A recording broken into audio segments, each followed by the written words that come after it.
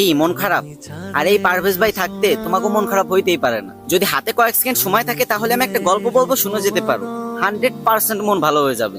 আর যদি না হয় তাহলে আনফলো করে দিও আমার, যাও। তো ঘটনাটা হয়েছে কি, ছেলে শ্বশুর বাড়ি যাবে, তো মাথা তার একটু চিড়া মগা, তাই মা শিখাই দিছে, বাবা শ্বশুর বাড়ি যায় আগে শ্বশুর আব্বারে বলবি আব্বা কেমন আছেন, কারণ তোর শ্বশুর আব্বা অনেক অসুস্থ। উনি হয়তো তখন নিশ্চয়ই বলবে যে ভালো আছি, তখন তুই বলে উঠবি এটাই তো আমাদের কাম্য। তারপর তুই উনি কি ওষুধ খাই সেটা জানতে চাইবি, উনি নিশ্চয়ই যে ওষুধ খাই কিছু একটা কথা বলবেন, তখন তুই বলবি বাহ খুব ভালো ওষুধ, এই ওষুধ আপনি খেতে থাকেন, সুস্থ হয়ে যাবেন খুব তাড়াতাড়ি। তারপরে বলবি আব্বা কোন ডাক্তার দেখাচ্ছেন, সে নিশ্চয়ই একটা ডাক্তারের নাম বলবে, তখন তুই বলবি দারুণ ডাক্তার, আপনি দেখাতে থাকেন খুব তাড়াতাড়ি সুস্থ হয়ে যাবেন। আর সবসময় হাসি খুশি থাকবি, কেমন?